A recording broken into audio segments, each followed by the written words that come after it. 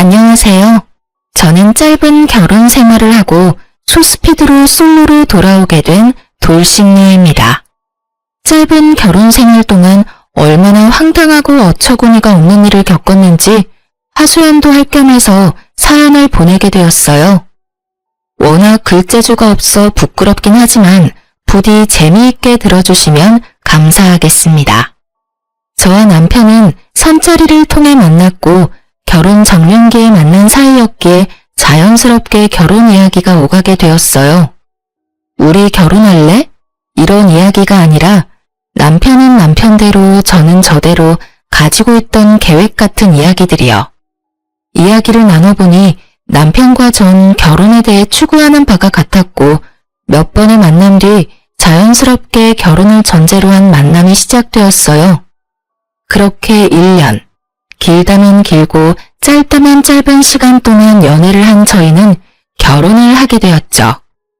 저희가 결혼을 준비할 당시 남편의 형인 아주버님도 결혼을 준비하고 있던 터라 우리 결혼을 미룰까 하는 고민도 했었지만 한 번 미루기 시작하면 한없이 미뤄야만 할 것 같았기에 그냥 진행하기로 했어요. 어차피 부모님 도움을 받지 않기로 합의를 봤던 터라 양가 부모님들도 흔쾌히 허락을 해주셨었죠. 지금 생각하면 하늘이 도망가라고 주신 기회였는데 그것도 모르고 서둘러 결혼까지 했으니 다시 생각해도 저 자신이 안타깝네요. 어쨌든 저희는 결혼을 무사히 마쳤고 잘 살았어요. 그런 저희와는 달리 오래전부터 결혼 이야기가 오가던 아주버님은 상견례까지 하고선 파혼을 하게 되었어요. 상견례 이후 좋지 않은 소리가 오가고 싸웠다는 소리가 적잖게 들리더니 결국 헤어졌다고 하시더라고요. 아주버님의 파혼, 문제는 여기서부터 시작되었어요.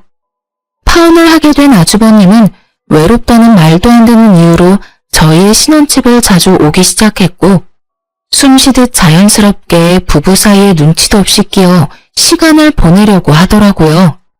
그것도 한두 번이지 웃으면서 넘길 수 있는 횟수가 넘어가고 급기야 일주일에 5번을 오는데 결국 전 폭발하고야 말았죠. 자기야, 이야기 좀 해. 왜? 무슨 일 있어? 화난 것 같은데? 나 지금 화났어. 그것도 아주 많이. 왜?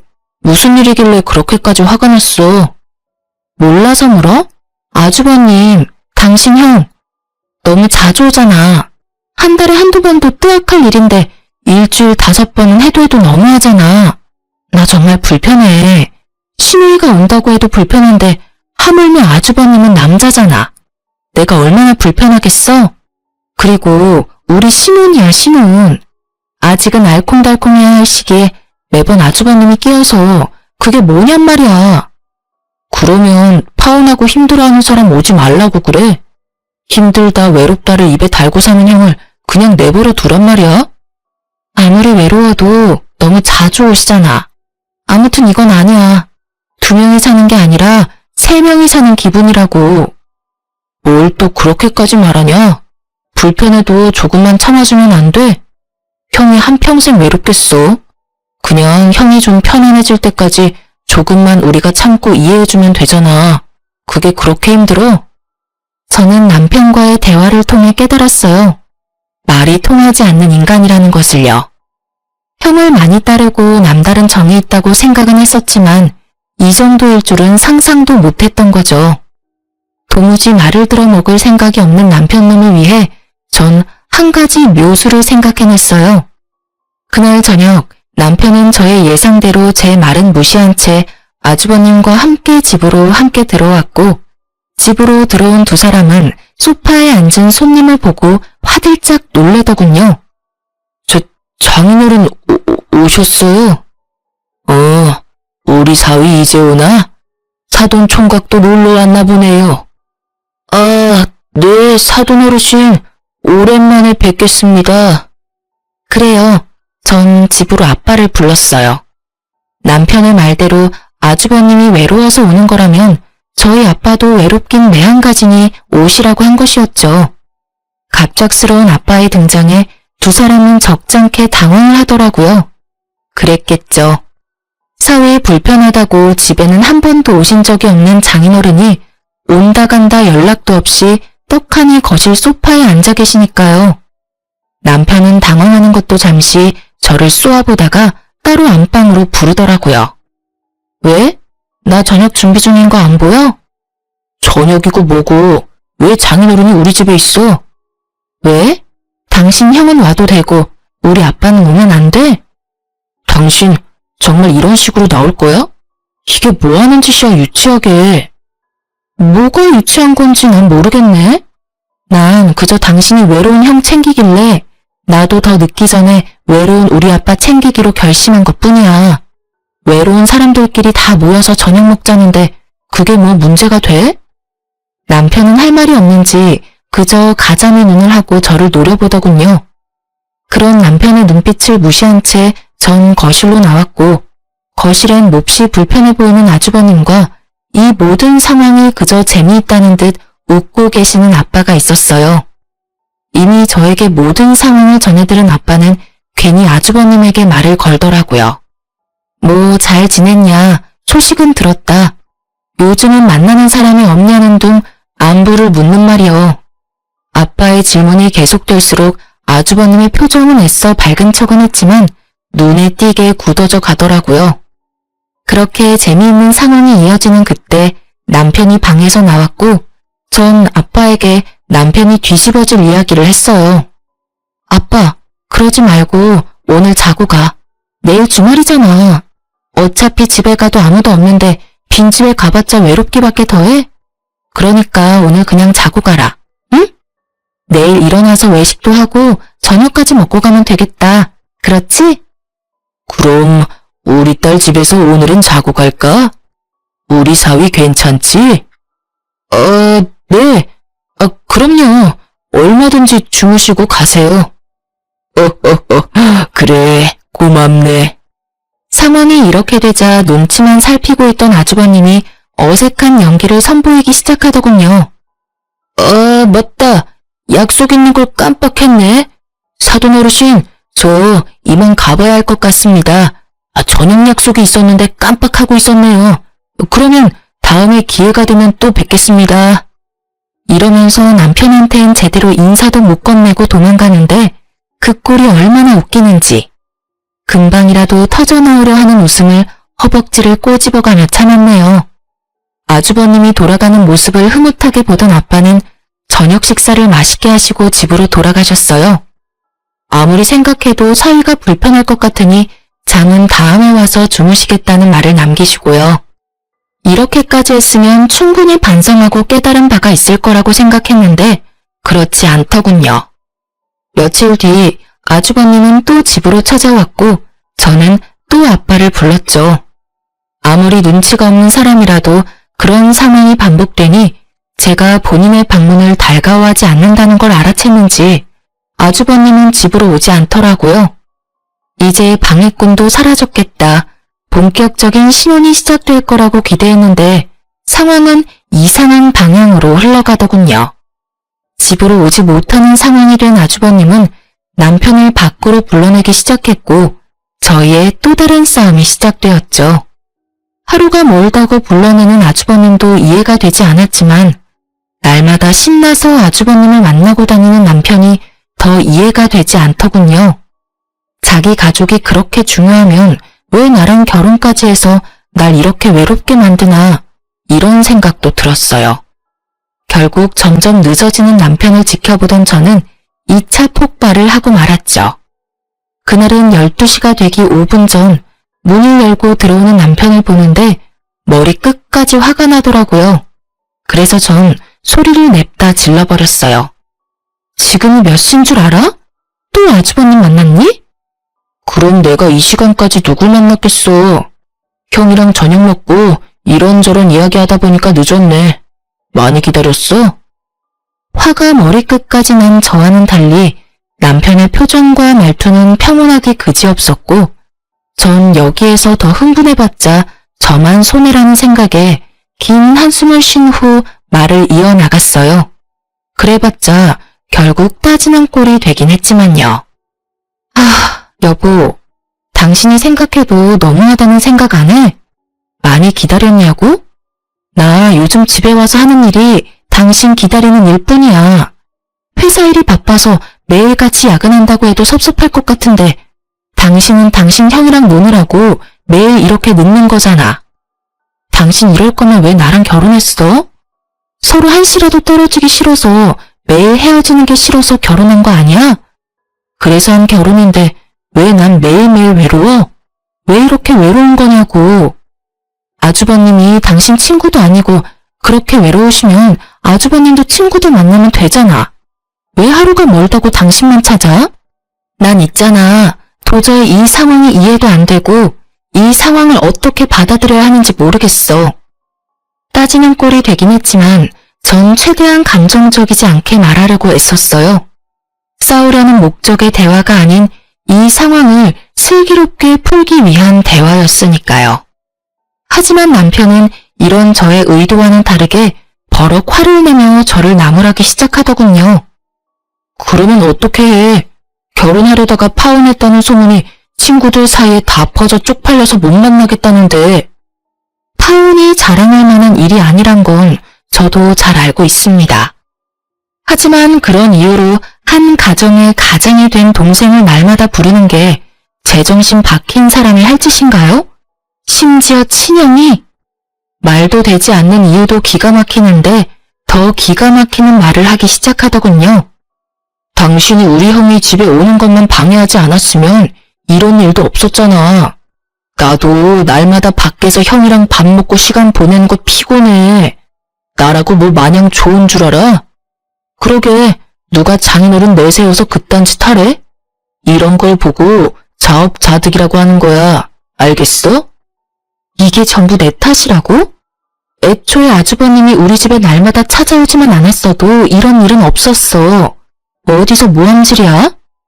전 결국 참았던 화를 분출해버렸고 남편은 더는 말도 하고 싶지 않다며 방으로 들어가 버리더군요. 정말 그 순간 남편을 따라 들어가서 당장 이혼하자고 해버리고 싶은 걸 겨우 삼켰습니다. 그놈의 사랑이 뭔지. 이혼을 하기엔 그때까진 저는 남편을 너무 사랑했고 결혼한 지 얼마 되지 않았으니 맞춰가는 과정이라고 생각도 했던 것 같아요. 왜 그런 생각을 했는지 지금은 이해가 되지 않지만 그땐 그랬어요. 그 뒤로도 저희 싸움의 주된 원인은 아주버님이었고 그 싸움은 점점 잦아졌어요. 그러던 어느 날 저의 분노는 완전히 터지고 말았고 제 입에선 결국 참았던 이혼이 튀어나오고야 말았죠. 비록 이혼하자가 아니라 이혼이야 하는 경고성이 가득한 말이었지만 저에겐 마지막 경고와도 같은 것이었습니다. 그날도 남편은 아주버님과 저녁을 먹고 들어오겠다며 문자를 보내왔고 전 제 할 일을 하며 남편을 기다렸어요. 하지만 남편은 돌아오지 않았고 아침 해가 뜰 때까지도 남편은 오지 않더군요. 연락도 없이 외박이라니.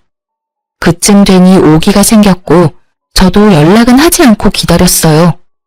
그렇게 기다리고 기다리던 남편은 정오가 넘어서야 집으로 뭉구적거리며 들어왔고 전 그야말로 터지고 말았어요. 야, 너 진짜 미쳤어? 네가 제정신이야? 외박? 미쳤지 미쳤어. 당장 어디서 뭘 했는지 설명하지 못해? 노발대발하던 저의 모습에 남편은 우물쭈물 눈치만 살피고 있더군요. 이 새끼를 어떻게 해야 하나 깊은 고민에 빠져드는 그 순간 시모에게 전화가 왔습니다. 아가, 아범 잘 들어갔니? 어제 아범이랑 네 아주버님이랑 우리 집에서 밥 먹고 술을 한잔 했는데 그만 잠이 들었지 뭐니. 나도 먼저 잠들어서 오늘 아침에야 둘 다 여기서 잠든 걸 알았어. 아침에 너한테 연락한다는 게 애들 밥 챙기다 보니까 깜빡해버렸어. 걱정 많이 했지? 내가 진작 연락을 했어야 했는데 늙으면 이렇게 깜빡깜빡 한다니까. 누굴 바보로 아는 것인지 시모의 말은 절 납득시키기엔 부족했고 짜고 하는 말이 분명하다는 생각만이 가득했어요. 그렇다고 따지고 들자니 증거가 없더군요. 그래서 전 이 원흉의 싹을 잘라내기로 했어요. 당신 앞으로 다신 아주버님하고 만나지 마. 명절에 시댁에서 보는 건 어쩔 수 없지만 그 외에 밖에서든 시댁에서든 사적으로 만날 생각도 하지 마. 한 번만 더 이런 일 있으면 우리 이혼이야? 당신도 알지? 내 입에서 이혼이라는 말 나온 이상 절대 번복은 없다는 거. 아, 알겠어. 진짜 미안해. 앞으로 형 만나지 않을 테니까 화 좀 풀어. 연애할 때도 홧김에라도 헤어지잔 말을 해본 적이 없었어요. 남편에게도 늘 말했었죠. 그런 말은 함부로 하면 절대로 안 되고 내 입에서 그런 말이 나오면 정말 마지막 기회이니 절대로 같은 잘못을 저지르지 말라고요. 남편도 그 말을 기억하는지 싹싹 빌며 제 마음을 달래주려고 노력했고 전 정말 마지막으로 주는 기회라고 다시 한번 강조해서 말해주었어요. 저의 경고가 있고 난 뒤 이대로는 정말 이혼당하겠다 싶었는지 남편이 좀 더 가정에 신경 쓰고 노력하는 모습을 보여주기 시작하더군요. 아주버님의 연락도 받지 않았고 어쩌다 통화라도 하는 날은 장인어른 핑계를 대며 나가지 않는 모습도 보이더라고요. 전 한 번의 외박이 문득문득 떠올라 신경이 쓰이긴 했지만 한 번쯤은 그럴 수 있다. 시댁에서 정말 술을 많이 마시고 잠들었겠지 라고 생각하며 애써 그 생각은 하지 않으려고 애썼어요. 앞으로 남편이 달라진 모습을 보이고 가정을 잘하면 큰 문제가 될 것 없다고 생각했으니까요.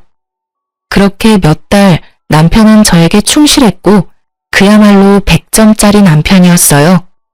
전 다시 남편에게 조금씩 신뢰라는 것이 쌓여갔고 그 무렵 남편은 일이 바빠져 늦기도 했지만 저녁 10시를 넘기는 일이 없었기에 그런가 보다 하며 다른 쪽으론 의심하지 않았어요.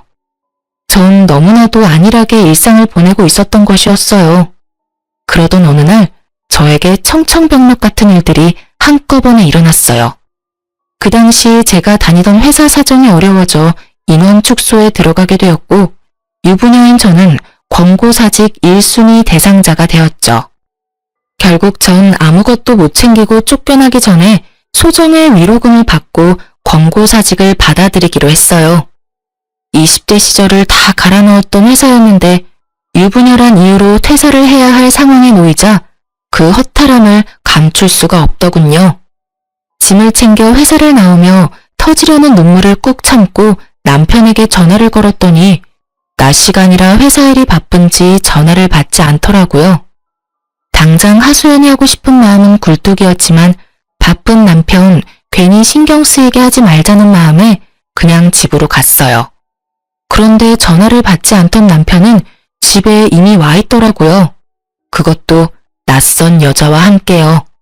아침에 남편이 신고 있던 신발 옆에 제 것이 아닌 여자 구두가 현관에 나란히 있었고 두 사람은 욕실에 함께 있는 듯 목소리가 들리더군요. 이게 무슨 상황인가 아주 잠깐 멍했던 것 같아요. 하지만 이내 이 놀라운 상황이 파악되더라고요.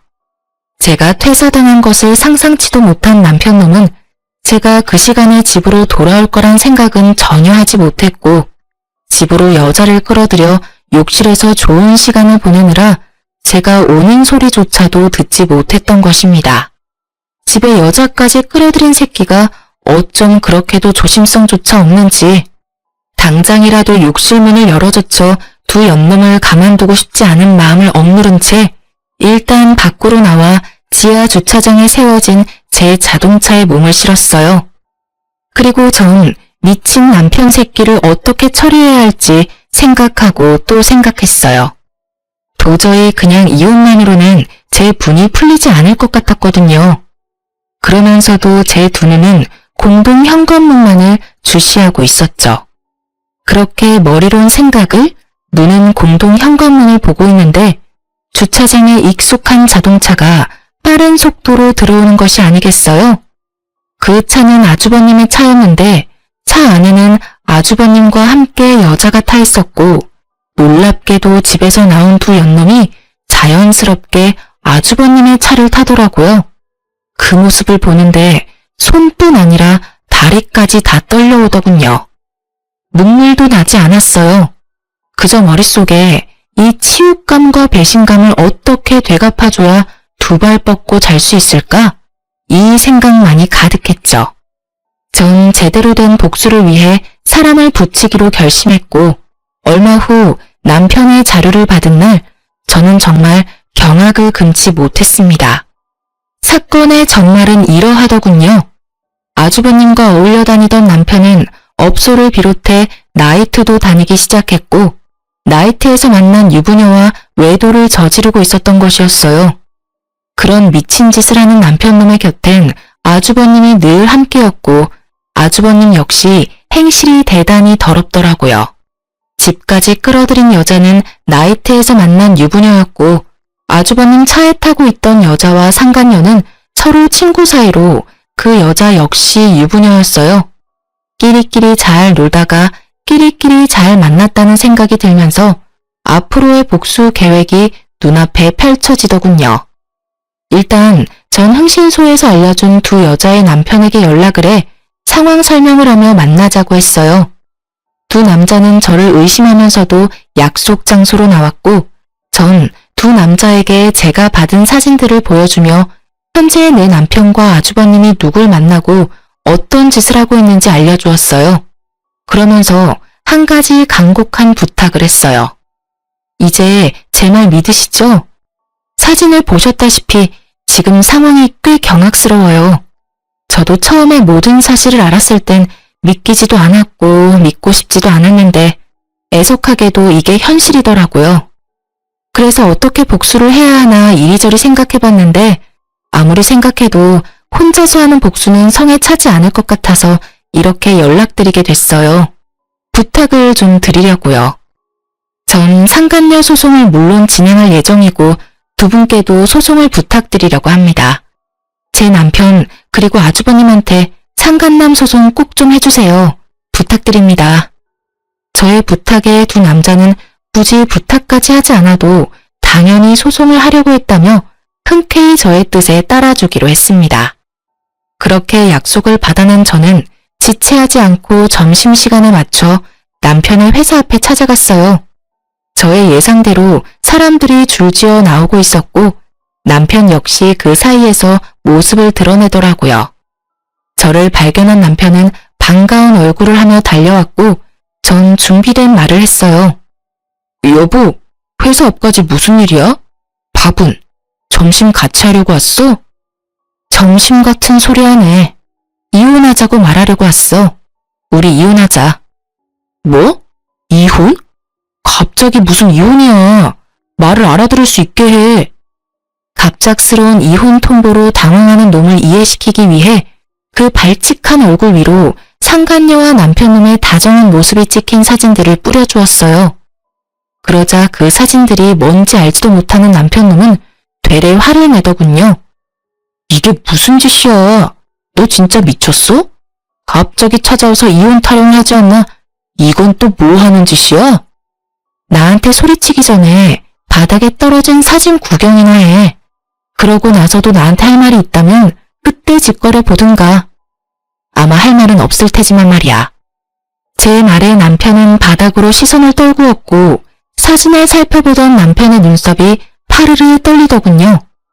제가 예상했던 대로 어느새 저와 남편 주변엔 많은 구경꾼들이 몰려들었고 남편은 주변 소음에 아차 싶었는지 저에게 뭐라고 변명할 정신도 없이 바닥에 떨어진 사진들을 미친 듯이 줍기 시작하더군요. 허겁지겁 줍는 꼴이 얼마나 한심하고 꼴 같지도 않던지. 전 그 길로 집으로 돌아왔고 비밀번호를 바꿔버렸어요.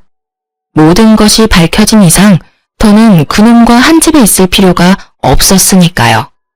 어느새 남편의 퇴근 시간이 지나고 그렇게 오라고 애원해도 오지 않던 남편놈은 아주 칼퇴근을 하고선 집으로 돌아왔더라고요. 비밀번호를 누르는 소리와 문을 두드리는 소리가 번갈아가며 들려왔지만 당연히 전 문을 열어줄 생각이 없었고 조용하다 싶었던 남편은 시댁으로 갔는지 시모에게서 전화가 오기 시작하더군요. 그 역시 상대할 가치가 없다고 생각한 저는 시모 전화도 무시했고 그 후로도 시댁의 모든 연락에 무시로 일관했어요. 그렇게 전 연락은 절대 받지 않으며 바쁘게 지냈습니다. 변호사도 선임하고 혹시 모를 상황을 대비해 소송 준비도 시작했죠. 변호사분 말씀으론 증거가 워낙 확실해 걱정할 것 없다고 했지만 뭐든 확실한 게 좋았던 저는 준비한 자료들을 확인하고 또 확인했어요. 그날도 마찬가지로 변호사분과 만나 이혼과 소송에 관해 이야기를 나누고 집으로 돌아왔는데 글쎄 저희 집 도어락이 다 뜯겨 있더라고요. 처음엔 도둑이 들었나 싶었어요. 처참하게 뜯긴 도어락을 보는데 집에 들어가기가 꺼려지더라고요. 경찰에 신고를 하려는 순간 뜯긴 도어락 구멍 사이로 낯익은 신발들이 보이더라고요. 전 설마 하는 마음으로 집으로 들어갔고 그 설마는 저희 집 거실에 현실이 되어 있더군요. 모두 예상하시다시피 시모와 남편 그리고 아주버님까지 제 집인 양 소파에 앉아 절 기다리고 있더라고요. 정말 이게 무슨 상황인가 싶으면서도 어이가 없더라고요. 문이 잠겨 있어 열지 못하면 돌아가거나 얌전히 기다려야 하는 게 상식 아닌가요? 남의 집 도어락을 뜯어내는 것이 범죄라는 걸 전혀 알지 못하는 듯 세 사람은 제가 집으로 들어가자 각자 팔짱을 끼며 노려보더군요. 이게 무슨 짓들이세요? 밖이 너무 춥지 않니? 비밀번호는 모르고 그렇다고 다 늙은 내가 언제까지고 기다릴 순 없는 일이잖니. 그래서 사람 불러서 문 좀 열고 들어왔다. 그렇다고 남의 집 문을 뜯으면 안 되죠. 이거 전부 범죄라고요. 알긴 아세요? 뭐? 범죄? 너 정말 말 섭섭하게 한다. 에휴, 일단 흥분을 가라앉히고 좀 앉아보렴. 당장 경찰을 불러야 하나 하는 고민도 있었지만 문득 무슨 말을 하려고 저리도 당당한 표정인가 싶어 대화라는 걸 해보기로 했어요. 당당한 얼굴을 한 시모의 입에서 나오는 말은 뻔뻔하기 그지없더라고요. 내 이야기 다 들었다. 네 마음이 어떨지는 같은 여자인 내가 잘 알아. 그렇지만 그렇다고 멀쩡한 남편을 닭 쫓듯이 쫓아내면 어떡하니? 남자가 사회생활을 하다 보면 실수할 수도 있고 그런 법이야. 그런 걸로 쫓아내고 이혼하면 이 세상에 관계를 유지하고 있는 부부가 어디 있겠어? 이게 무슨 개소리인가요? 요즘 세상에 남편의 외도를 덮고 넘어가는 여자가 대체 어디 있다고 저런 소리를 하는 건지. 거기다가 실수요? 스쳐간 여자만 아니라 고정적으로 만나고 있는 여자가 있는데 실수라뇨. 시모의 이야기를 들어보니 남편 놈과 남편의 형이라는 놈이 자세하게 설명한 것 같지 않더군요. 하긴 남편 놈은 제가 상간녀 한 명만 알고 있다고 생각했을 테니 나머지 더러웠던 자신의 행동은 굳이 설명하고 싶진 않았을 거예요. 전 제 눈치를 살피고 있는 남편에게 말했어요. 아, 그러세요? 단 한 번? 그러면 당신이 대답해봐. 100번, 1000번 양보해서 사회생활하다 일어난 단 한 번의 실수였으면 내가 다시 한번 생각은 해볼게. 정말 모든 걸 다 걸고 단 한 번뿐인 실수가 맞아? 남편 놈은 제가 모든 거를 알고 있다는 사실을 모른 채 기다렸다는 듯 타이밍 좋게 눈물까지 글썽이며 준비한 대사를 뱉어내기 시작하더라고요. 그 모습을 보는데 정말 구역질이 다 나더군요. 정말이야. 나 정말 한 번, 그것도 충동적으로 스치듯 만난 여자였어. 마음을 준 적도 없고 정말 실수였어. 앞으로는 그런 일 절대 없을 거라고. 무슨 이어달리기도 아니고 남편놈의 말이 끝나자 아주버님이라는 작자가 말을 이어받아 남편놈의 변호를 하고 나서더군요. 이 녀석 말 다 사실이에요. 재수씨, 제가 다 증명할 수 있어요. 이 녀석은 바람을 피울 녀석이 못 된다고요. 아, 그래요? 저 사람이 바람 피울 사람이 못 된다, 이 말이죠? 예. 그리고 재수씨가 이번 일만 넘어가 주시면 제가 다신 이 녀석 불러내지 않을게요. 밖에서 따로 만나서 술을 마신다거나 시간을 보내는 일은 절대 없을 겁니다. 약속드릴 수 있어요. 각서 쓰라고 하시면 각서도 쓸 수 있어요. 이런 와중에도 당당한 시모와 금방이라도 내게 무릎을 꿇고 싹싹 빌 것만 같은 두 남자를 보고 있자니 어이가 없어 웃어버렸어요. 그렇게 소리내어 웃자 세 사람은 절 무슨 미친 여자 보는 듯이 쳐다보더라고요. 아, 이 어이없는 연기를 보고 있는데 어이가 없기도 하고 미치고 팔짝 뛰겠어서 웃음이 다 나네요. 그럼 이제 이것 좀 보시면서 이야기 나눌까요? 전 준비된 사진을 가지고 와 시모에게 한 장 한 장 보여주며 정성스레 설명까지 해주었죠. 천천히 나열되는 사진과 설명에 시모의 얼굴은 점점 굳어지더라고요. 잘 보세요. 이건 지금 저 새끼가 만나는 여자랑 저 새끼의 다정한 사진. 아, 심지어 이 여자는 저희 집까지 들락날락한 여자예요. 아주 두 사람이 어찌나 좋아 죽던지. 이혼할 마음을 그때 먹게 됐지 뭐예요. 아, 이 사진도 대박 아닌가요? 요즘 아주버님이 자주 만나는 여잔데 참고로 이 여자도 유부녀예요. 두 여자가 글쎄 친구 사이라네요. 끼리끼리 잘 놀고 잘 만나지 않았나요? 그리고 이건 바람 피우고 있는 여자가 있으면서도 부지런히 아들 두 분이 나이트를 밤마다 들락날락하고 있는 사진. 이 사진 보고서 제가 충격이 제일 컸는데 한번 봐보세요. 이건 나이트에서 성과가 좋지 않은 날에 가서 놀던 업소예요. 아, 아시죠? 그 외에 여성분들이 상시 대기하고 있는 그런 곳이요. 여러모로 참 놀랍더라고요. 그 중에서도 제일 놀랐던 게 체력이에요. 정말 체력도 대단하지 않아요? 이러고 밤늦게까지 놀고 집에 들어왔으니 쌀 틈도 없이 머리만 쳐대면 잠을 잤겠죠. 사진을 꺼내자마자 얼굴부터 굳은 시모는 술집 여자 사진에서 표정이 확 썩어 가더군요. 당연한 일이었죠. 제가 아는 시모는 아들의 외도 때문에 집에서 쫓겨났다는 사실만으로도 내심 큰 충격에 빠졌을 텐데 겨우 마음을 추스르고 어떻게든 제 길을 죽여 아들의 이혼을 막아보고자 하는 마음으로 이곳에 왔을 테니까요. 그런데 상간녀만 있는 것도 아니고 한두 번도 아닌 거의 날마다 여자를 찾아 헤매고 다녔다는 사실은 꿈에서라도 상상하지 못했을 테니까요. 제가 모든 사실을 알고 증거까지 충분하다는 사실이 밝혀지고 난 후 세 사람은 서로의 눈치를 살피며 이 난관을 어떻게 헤쳐나가야 할지 고민에 빠진 듯 보이더군요. 그런 세 사람을 보던 제 입가에는 미소가 걸렸고 이내 저의 표정을 본 시모는 이런 와중에도 제가 지 아들보다 우위에 서 있는 꼴이 보기 싫었는지 실수라는 말은 쏙 넣어버리고 태세를 바꿔 어떻게든 저를 이겨먹으려고 노력하더라고요. 에휴, 그래. 어떤 상황인지는 잘 알겠고 그래서 이혼을 바란다 이 말이지? 그럼 그렇게 하도록 하자. 그깟 이혼 여자는 몰라도 남자한테 흔들 거 하나 없어. 이왕 이혼 이야기 나왔으면 더 지체할 필요도 없지 않겠니? 그게 호적이든 집이든 말이야. 당연하죠. 전 하루에도 빨리 이혼하고 싶어요. 그러니 아들한테 소송까지 갈 필요 없게 원만한 합의 좀 해주라고 해주세요. 그건 걱정하지 마라. 우리 아들이라고 니까지 것한테 미련이 있는 줄 아니? 오늘도 안 오고 이혼하겠다는 거 내가 겨우 사정사정해서 데리고 왔다. 이럴 줄 알았으면 그냥 나만 오는 거였는데 내가 지금 후회가 커.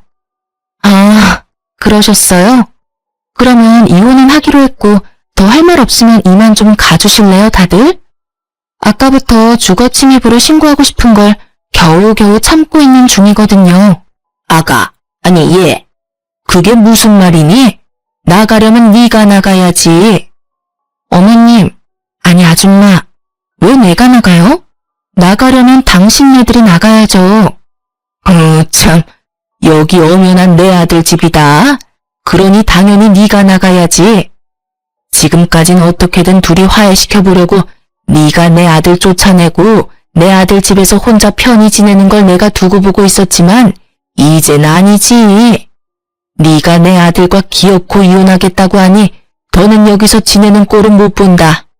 그러니 지금 당장 짐 챙겨서 나가. 그렇지 않으면 네가 부르겠다고 한 경찰 내가 지금 부를 테니 말이다. 무슨 이야기의 서두가 이렇게나 긴가 싶었더니 결국 집 이야기더군요. 설마 하며 생각은 했었지만 이 정도로 시모가 아는 것이 없을 줄이야. 시모의 당당한 요구와는 달리 형제의 눈동자는 급격하게 갈 곳을 잃고 흔들리고 있더라고요. 그 눈빛에서 제발 아무 말도 하지 말아달라는 간절함이 보였지만 전 그렇게 해줄 생각이 없었고 진실을 시모에게 말해주었어요. 아줌마, 그러니까 당신들이 나가란 말이에요. 무슨 말인지 모르겠어요? 여기 내 명의, 내 집이에요. 제 말에 시모는 이때껏 보이던 차분하고 당당한 모습은 온데간데 없이 사라지고 노발대발하며 흥분을 하기 시작하더라고요. 뭐? 그게 무슨 소리니? 아무리 집 사는데 네 돈이 좀 들어갔다고 한들 당연히 집은 남자 명의로 했어야지. 절대 이 집은 포기 못한다. 내 아들 돈이 네 돈보다 훨씬 많이 들어갔어. 난 소송을 해서라도 집 지킬 테니 그런 줄 알아. 당연하지 않은 말을 당연하게 뱉고 있는 시모의 입에서 급기야 소송이라는 단어가 나왔고 전 굳이 제 입으로 말하기 싫었던 사실까지 말하게 되었어요. 아줌마, 잘 들으세요. 이 집에 아줌마 아들 돈 땡전 한 푼도 안 들어갔어요.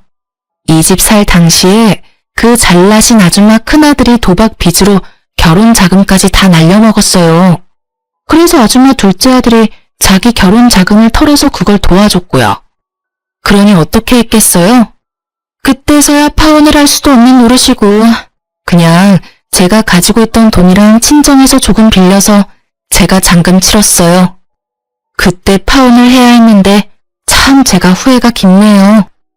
맞습니다. 당시 살고 있던 신혼집은 전부 제 돈으로 마련한 제 명의의 집이었어요. 계약금을 치르고 잔금일을 3일 앞둔 날 남편이 돈이 없다고 하더라고요. 형이 도박으로 돈을 다 날려 결혼할 돈이 없어 결혼을 못하게 생겼다나 어쨌다나. 그래서 남편이 모은 돈을 형에게 다 빌려줬다고 하더라고요. 그 모은 돈은 잔금을 치를 돈이었는데 말이죠. 참 황당했죠. 어이도 없었고요. 이때 파혼을 고민하지 않았던 건 아니었어요. 파혼에 대한 고민을 엄청나게 했었어요. 계약금? 물론 계약금이 아까운 이유도 없진 않았겠죠. 하지만 제가 파혼을 하지 않고 결혼을 진행했던 건 단 한 가지. 남편을 사랑했기 때문이었어요. 그놈의 사랑이 뭐라고 이혼이라는 결과가 기다리고 있는 줄 알았다면 그때 파혼을 했을 텐데 제 한치 앞이 뻔히 보이는데도 불구하고 왜 앞날을 애써 무시했는지. 결국 저를 기다리는 한치 앞은 남편의 무관심과 외도뿐이었는데 말이죠. 어쨌든 전 남편에게 큰 돈을 쓸 땐 나와 꼭 상의하라는 당부와 함께 집 잔금을 제가 치렀고 그렇게 결혼을 하게 된 것이었어요. 그랬기에 저는 남편 놈이 형과 어울려 노는 꼴이 더욱 꺼려졌던 것인데 설마 동생 인생까지 망치기로 작정한 사람이 아니고서야 데리고 다니면서 애먼 짓을 하겠나 싶었더니 제 믿음의 결과가 결국 이런 것이 되어버렸습니다. 그때를 회상하니 저 자신이 더욱 한심해지더군요. 그래서 전 이번만은 절대 그냥 넘길 수 없다는 다짐을 하며 더욱 단호하게 남편에게 말했어요. 난 절대 타협이나 용서는 없어. 난 너한테 이때껏 분에 넘치는 기회들을 줬고 그 기회와 내 믿음을 다 망가뜨린 건 너야.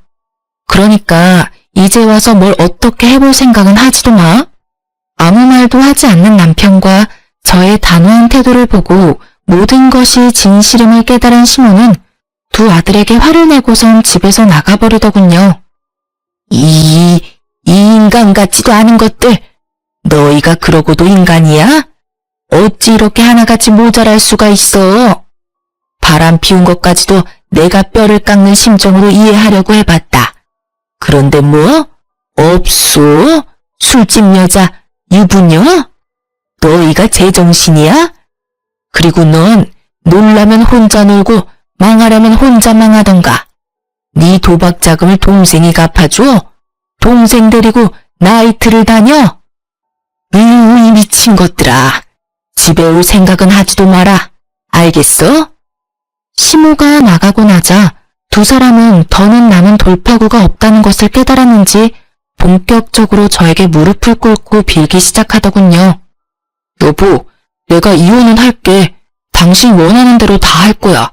그런데 우리 회사에 다시 가서 모든 게 오해였다고 해줄 순 없을까? 나 당신이 회사 앞에 와서 난동 부린 덕에 회사 생활도 힘들고 이대로 가다간 곧 잘리게 생겼다고. 그러니까 제발 부탁이야. 눈 한번 딱 감고 와서 다 오해였다고 한마디만 해주라. 응? 재수씨, 상간녀 소송만은 안 하시면 안 될까요? 그 두 여자 남편끼리도 서로 사이가 좋아서 한 명이 상간녀 소송 걸리면 제가 만나는 여자도 의심받을 거라고요. 전 그 여자랑 잠시 만나려고 했던 것뿐이지 이혼까지 시켜서 같이 살 생각은 없었다고요. 한번 갔다 온 여자랑 누가 살고 싶겠어요? 그냥 스쳐가는 바람 같은 존재였어요. 그러니까 상간녀 소송만은 참아주세요. 이렇게 부탁드립니다. 그래, 그러니까 당신이 우리 한 번만 더 용서하고 부탁 좀 들어줘. 상간녀 소송하려고 모았던 증거들 다 버리고 버리는 김에 우리 회사에 와서 다 오해라고 말해주면 되겠다. 그렇지? 어쩌면 이렇게나 뻔뻔할 수가 있는지 깊은 반성을 하며 빌어도 용서할 마음이 눈꼽만치도 생기지 않는 마당에 들을 필요도 없는 뻔뻔한 부탁을 하더라고요. 특히 같이 살 생각이 없다는 말에 비웃음이 피식하고 튀어나와 버렸지 뭐예요. 참 마지막까지 웃긴 인간들이다 싶었어요. 그래서 전 비웃음이 가득한 얼굴로 대답해 주었습니다. 내가 그 부탁들을 들어줄 것 같아? 꿈도 크다. 내가 왜 굳이 그 사람 많은 점심시간에 회사 앞까지 찾아가서 이혼하자고 하며 사진을 던졌겠니? 그렇게 되라고 너 망신 좀 당하고 회사 생활 좀 불편해지라고 일부러 그런 거야. 알겠어? 그리고 뭐? 상간녀 소송을 하지 말라고? 웃기고 자빠졌다 진짜. 난 상간녀 소송만큼은 무슨 일이 있어도 할 거야. 꼭 그렇게까지 해야겠어? 그렇게까지 해서 당신한테 남는 게 뭐가 있다고. 그러지 말고 한 번만 더 잘 생각해주라. 부탁이야. 남는 거? 그래, 뭐 대단한 게 남겠어? 그냥 뭐 기분이나 좀 좋고 돈이나 좀 생기겠지. 근데 있잖아, 내가 아까 네 엄마한테 하는 말 잘 못 들었나 본데 나 네가 이 집에서 인연이랑 무슨 짓거리까지 했는지 다 알고 있다니까? 그날 하필이면 내가 퇴사를 하게 돼서 일찍 집에 오게 됐지 뭐야. 그래서 두 연놈이 이 집에서 얼마나 행복했는지 다 듣고 봐버렸는데 내가 가만히 있을 거라 생각해? 날 얼마나 우습게 봤으면 바람 피운 것도 모자라서 다른 곳도 아니고 신혼집에 여자를 데리고 와? 네가 제정신이야? 네가 사람 새끼냐고. 저의 울분에 두 사람은 더는 말을 잇지 못하더군요. 그저 고개를 떨구고 한숨 섞인 눈물만 흘릴 뿐이었죠. 하지만 그런 그들의 모습에도 제 화는 조금도 사그라지지 않더군요. 그래서 전 그들을 더욱 절망에 빠뜨릴 말을 해주었습니다. 그리고 깜빡해서 말 못했는데 곧 상간남 소송도 들어올 거야. 내가 너한테 이혼하자고 한 날 그 여자들 남편 만나서 다 알려줬거든. 두 사람 다 상간남 소송은 당연히 하겠다고 하더라. 이참에 깔끔하게 이혼들 하시고 자유롭게 만나면 되겠네? 아무튼 자유롭게 만나든지 말든지 그건 알아서더라고. 돈이나 준비해, 두 사람 다. 내 위자료, 상간남 위자료, 돈 들 일 많을 테니까 말이야. 아 맞다. 오늘 도어락 부수고 주인도 없는 집에 막무가내로 들어온 것도 무단 침입으로 걸 거니까 여러모로 각오하는 게 좋을 거야. 제 말에 두 사람은 손이 발이 되게 빌기 시작하더군요. 이미 제 손을 떠난 일인데도 불구하고 말이죠. 전 울고불고 하는 두 사람을 경찰에 신고했고 총알처럼 빨리 와주신 경찰관이 두 형제를 끌고 나감으로써 상황은 마무리되었네요. 그 뒤론 일사천리였어요. 이혼하는 데까지 시간이 걸리긴 했지만요. 이혼이란 게 이혼할 거라고 마음만 먹으면 금방 끝나는 줄 알았는데 그렇지 않더라고요. 이혼은 하겠지만 위자료는 줄 수 없다는 남편분 덕분에 소송으로 이어졌고 시간이 길어진 만큼 제가 원하는 결과는 얻어낼 수 있었습니다. 저는 총 4명에게 위자료를 받았어요. 전남편, 전남편의 형, 시모, 그리고 상간녀까지. 어찌되었든 이혼을 하게 되니 속이 말이 아니었는데 든든한 통장을 보니 치유가 되더라고요. 그야말로 금융치료였죠. 이런 저와는 달리 전남편 놈은 그야말로 지옥을 경험하고 있는 것 같았어요. 마지막으로 법원에서 만났을 당시 행색이 형편없는 것도 통쾌했지만 절 정말로 통쾌하게 했던 건 전남편의 말이었어요. 내가 요즘 어떻게 사는 줄 알아? 빚도 빚이지만 회사 생활이 아주 개똑같다고. 내가 너 때문에 요즘 사는 게 아주 지옥이야, 지옥. 내가 너 매정한 건 알았지만 어떻게 그렇게까지 매정하냐? 네가 그딴 년이니까 내가 바람까지 핀 거야. 알겠어? 그래, 그거야. 네가 빚에 허덕이는 것도 회사 생활이 개떡같이 된 것도 곧 회사에 잘리게 되더라도 거긴 내 탓은 하나도 없어. 방금 네가 말했듯이 모두 다 네가 바람까지 쳐 폈기 때문에 이 모든 일이 일어난 거야. 알겠어? 이 개만도 못한 새끼야. 아, 내가 개만도 못한 놈이랑 무슨 말을 하고 있냐. 그냥 갈 길 가고 다신 마주치지도 말자. 부탁이다. 어? 이렇게 그놈과의 짧지만 질긴 인연이 끝이 났어요. 법원에서 들은 말인데 전남편도 전남편이지만 그 형도 여기저기 위자료를 주느라 빚더미에 앉았다고 하더라고요. 끝까지 두 아들을 거부하던 시모는 두 아들이 빚더미에 앉게 되자 결국 받아줬다고 하더군요. 기껏 다 키워서 출가시켰던 아들들이 빚만 가득 안은 채 다시 돌아왔을 때의 그 심정. 경험해보지 않아도 노년이 아주 고달플 거란 것은 확실히 알겠더라고요. 거기에다가 회사까지 잘리게 되면 꽤 볼만할 것 같지 않나요? 요즘 전 꽤 괜찮게 살고 있어요. 짧은 결혼 생활로 이혼녀 딱지가 붙어버린 사실이 때론 좀 억울하긴 하지만 그런 생각이 들 때면 금융치료로 재빠르게 생각을 환기시켜주고 있어요. 그러면서 그 모든 걸 참고 살았으면 제 명에 살지 못했을 거라며 위안으로 삼고 있어요. 아, 취업도 했어요. 비록 아빠의 사업체이긴 하지만요. 지금은 격리 업무를 보고 있긴 하지만 곧 현장에도 투입되어 실무도 배우게 될 것 같아요. 아빠 사업체로 취업하며 집도 처분했고 시집을 가기 전과 마찬가지로 아빠와 함께 살고 있어요.